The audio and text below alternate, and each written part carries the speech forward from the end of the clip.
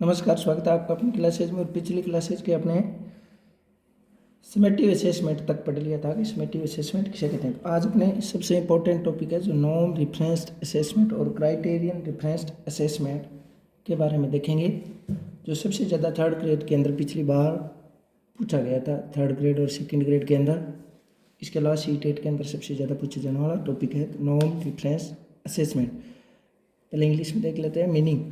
This type of assessment is popular because it compares the large performance with that of a larger group or norm. It is based on the ranking of common examples including standardized tests such as college entrance exams etc. यानी college entrance exams का मतलब set हो गया, IQ test हो गया, इन्हीं को norm रिफरेंस्ड assessment बोलते हैं। इन्हें अपने पहले देख लेते हैं। दिस टाइप असेसमेंट होता है जो कंपेरिजन के आधार पर, यानी दो ग्रुप ले लेता है, एक बड़ा ग्रुप ले लिया, लार्जर ग्रुप, उससे कंपेयर करके एक बच्चे की असेसमेंट की जाती है। यानी उसमें कुछ नॉर्म्स होते हैं, सामने वाले ग्रुप के कितने परसेंट आए और उस परसेंटेज को, यानी इसमें बच्चे के कंपैरिजन की जाती है, कंपेयर किया जाता है अन्य ग्रुप से। यानी कॉलेज के जितने भी सारे बच्चे हैं उनका टेस्ट दिया तो उनमें फर्स्ट कौन आया, सेकंड कौन आया, यानी रैंक निर्धारण जिसे की जाती है उसे नॉर्म रिफरेंस असेसमेंट बोलते हैं। यानी रैंक निर्धारित करना, कोई बच्चे की कौन सी रैंक आई, फर्स्ट आया, सेकंड आया, थर्ड आया, तो वो नॉर्म रिफरेंस असेसमेंट कहलाता है। इसका अपने एग्जांपल्स भी है। सेट, IQ टेस्ट जो लेते हैं उसमें रैंक निर्धारित की जाती है, बच्चा होशियार है, कमज़ोर है, कैसे, वो सिर्फ नॉर्म रिफरेंस से किसी दूसरे से तुलना करके, यानी कंपेयर करना है लार्जर ग्रुप से, तो होता है नॉर्म रिफरेंस। इसके बेनिफिट क्या है? Identify students above and below average performance, यानी इसकी उच्च और निम्न, यानी उसके होशियार कौन से सब्जेक्ट में, कौन से में कमज़ोर है, उसकी उपलब्धि और कमजोरी का परफॉर्मेंस में एवरेज भी पता चल जाता है इसके द्वारा। Useful for selection and placement decision performance comparison, यानी परफॉर्मेंस का कंपैरिजन करके बच्चे की कौन सी में अबोव है, कौन सी में बिलो एवरेज है, उसका पता चल जाता है। और प्लेसमेंट डिसीजन करने के लिए, यानी उसकी रैंक निर्धारित करने के लिए उसका कौन सा स्थान है इस ग्रुप के अंदर, वो उस ग्रुप से तुलना करके बच्चों को नॉर्म्स रिफरेंस असेसमेंट के अंदर दी जाती है, यानी बच्चों की तुलना करके उसके अंदर बताया जाता है। जैसे अपने परीक्षा ले, जैसे रीट की होगी, सी-टेट होगी या UPSC होगी, उसमें बहुत सारे बच्चे होते हैं जो परीक्षा देते हैं, लेकिन उनमें से सिलेक्शन होने का होगा जो 80% जो कट ऑफ जाएगी उससे अबव होंगे, यानी वो नॉर्म रिफरेंस्ड हो गया। यानी इसमें UPSC की या रीट की, यानी एंट्रेंस जितने भी टेस्ट होते हैं उनको पास करने के लिए बहुत सारे बच्चे उनमें परीक्षा में बैठते हैं, तो उनमें कंपेयर किया जाता है कि कौन सा बच्चा है जो कट ऑफ से ऊपर है, अबोव है, तो उसको लार्जर ग्रुप है उनमें कंपेयर करके कि ये वाला बच्चा इस कैटेगरी में कट ऑफ मार्क्स से ऊपर है, तो उसको सिलेक्शन दे दिया जाता है। इस प्रकार ये नॉर्म रिफरेंस असेसमेंट होता है जो UPSC और रीट हो चाहे कौन से भी सिलेक्शन के एग्जाम्स हो, उन्हें नॉर्म रिफरेंस्ड असेसमेंट ही बोलते हैं, जिसके द्वारा रैंक निर्धारित की जाती है कि उसकी UPSC में फर्स्ट रैंक आई, रीट में फर्स्ट रैंक आई, थर्ड ग्रेड में या फोर्थ ग्रेड के अंदर जो अभी आने वाली उसके अकॉर्डिंग जो टेस्ट होता है उसे नॉर्म रिफरेंस्ड असेसमेंट बोलते हैं। इसके अंदर तुलना करके बताया जाता है किसी बड़े ग्रुप के साथ। आगे क्राइटेरियन रिफरेंस्ड असेसमेंट्स, इसका मीनिंग है the criterion reference assessment relates under proper standard set और स्पेसिफिक लर्निंग क्राइटेरिया, यानी इसके अंदर क्राइटेरिया और स्टैंडर्ड पहले से ही सेट किए होते हैं, उन्हीं के अकॉर्डिंग किसी का टेस्ट किया जाता है। Rather than comparing with others, यानी इसमें कंपेरिजन नहीं किया जाता जिस प्रकार अपने नॉर्म रिफरेंस्ड के अंदर कंपेयर करे थे। जैसे अपने कंपेयर करें कि आपका पड़ोसी का बच्चा हो, वो पढ़ने में होशियार है और अपने वाला कमज़ोर है, तो वो कंपेरिजन होगी।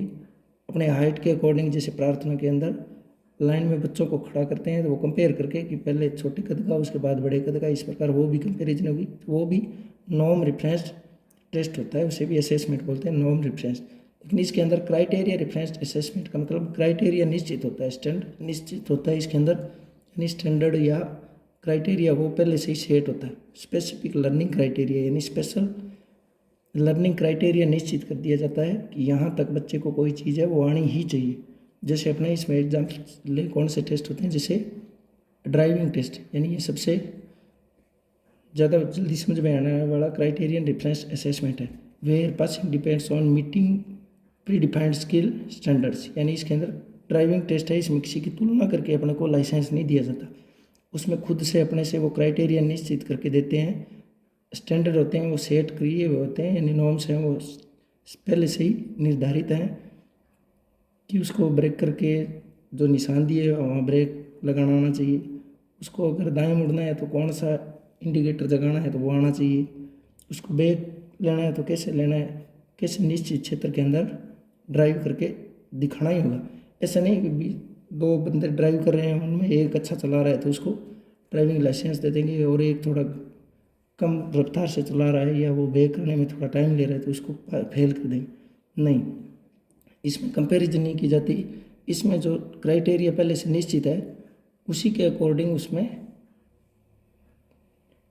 बंदे को प्री डिफाइंड स्किल स्टैंडर्ड के अकॉर्डिंग टेस्ट किया जाता है, यानी उसी के अकॉर्डिंग उसमें पास किया जाता है या फेल किया जाता है। तो वो पहले से क्राइटेरिया होता है, अगर उसको अचीव कर लेता है तो वो पास हो जाता है, अगर नहीं होता है तो फेल हो जाता है। जैसे इसी प्रकार अपने ले लें, डॉक्टर के पास अगर अपने जाते हैं तो वो अपना बुखार चेक करता है तो 98.4 फारेनहाइट पहले से निश्चित है, यानी 98.4 फारेनहाइट पर वो पारा जैसे ही ऊपर जाएगा उससे तो इसका मतलब वो समझेगा कि इसको बुखार आ गया। अगर उस 98.4 फारेनहाइट पर ही है तो उसको फेवर नहीं, यानी वो फारेनहाइट पर पहले से क्राइटेरिया उन्होंने निश्चित कर रखा है कि 98.4 डिग्री फारेनहाइट तक अगर पारा है तो उसको फीवर है, नहीं अगर इससे ज़्यादा है तो उसको फीवर है यानी बुखार है।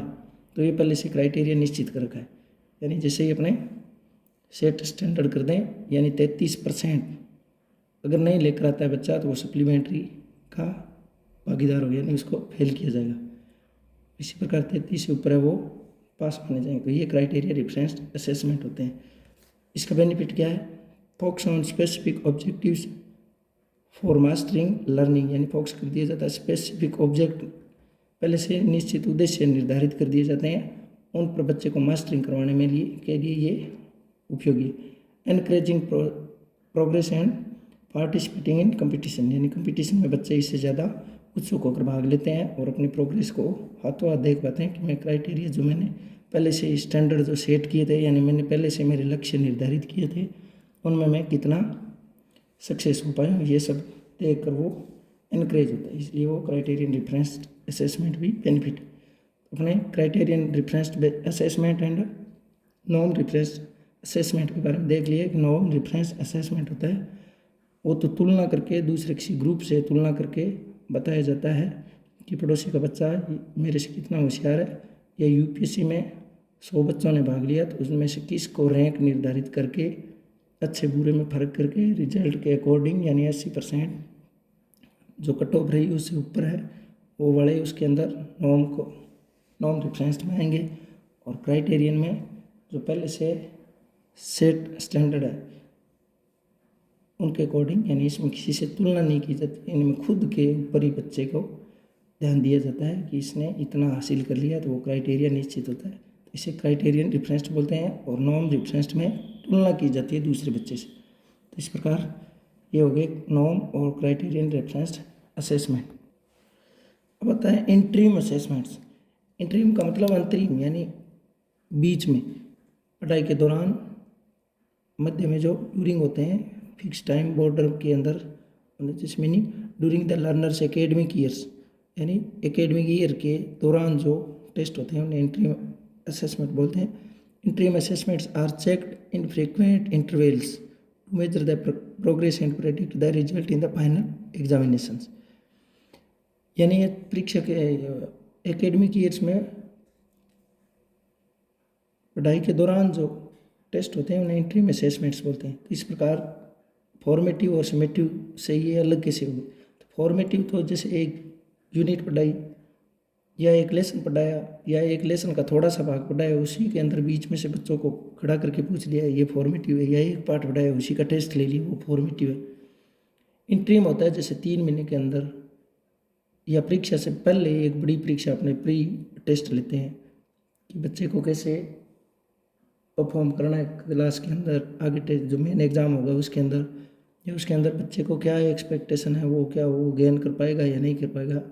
उसके लिए जो इंटरव्यू यानी मिड टर्म में बीच बीच में 3-3 महीने के गैप से जो लिए जाते हैं उन्हें इंटरव्यू में असेसमेंट बोलते हैं। तो समेटिव से कैसे अलग हो गए, तो समेटिव के अंदर अपने लेते हैं वो जैसे इकाई के पूरे होने के बाद या कोई टर्म टेस्ट होते हैं उसे, यानी इसमें तो अवधि के अंत में, ये तो अंत में या सेमेस्टर के अंदर जो मिड टर्म टेस्ट होते हैं या जो एनुअल एग्ज़ाम होते हैं उन्हें समेटिव बोलते हैं। लेकिन ये साल के अंदर कई बार हो सकते हैं इंटरव्यू वाले, लेकिन इनमें टाइम का गैप होता है। इस प्रकार ये example quarterly test, mid term exams in schools, यानी जो मिड टर्म में होते हैं, क्वार्टरली टेस्ट होते हैं, यानी हर 3 महीने के बाद 2 महीने के बाद जो लिए जाते हैं। Benefits, track progress in depth, identify the risk and provide data for instruction planning in detail, यानी बच्चे को क्या आता है क्या नहीं आता है, उसकी कमजोरी का आगे आने वाले मेन एग्जाम में वो कैसा परफॉर्म करेगा उसका पता लगाने के लिए इंटरव्यू असेसमेंट किया जाता है। इसी प्रकार है फॉर्मल असेसमेंट।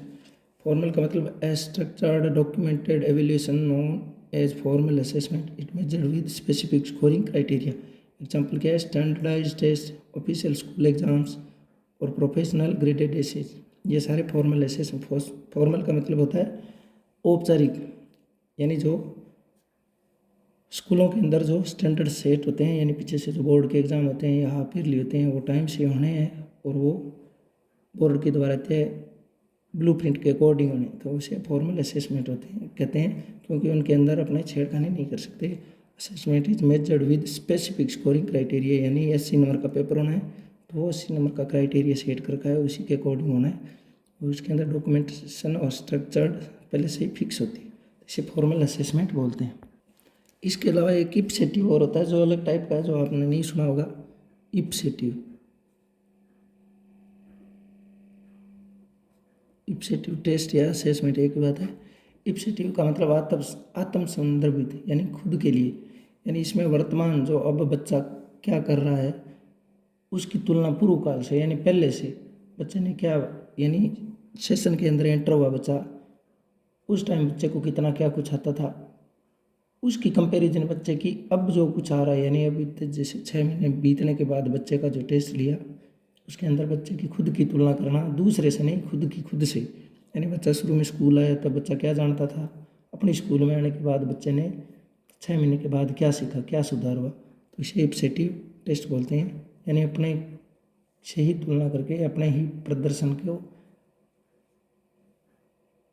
अपने खुद से आज के प्रदर्शन से, पुराने प्रदर्शन की अपने आज के प्रदर्शन से तुलना करके जो टेस्ट लिया जाता है उसे इप्सेटिव टेस्ट बोलते हैं। जो रिजल्ट दिया जाता है उसे इप्सेटिव टेस्ट के द्वारा दिया जाता है। इस प्रकार ऐसा करते हैं, आपको जो मेन टेस्ट थे उनके बारे में बता दिया। मेन इसमें नॉर्म रेफरेंस्ड और क्राइटेरियन रेफरेंस्ड असेसमेंट थे जो आपको अच्छे तरीके से बताएं। अगर अच्छे लगे तो लाइक शेयर सब्सक्राइब करके बताएं जरूर। धन्यवाद, थैंक यू।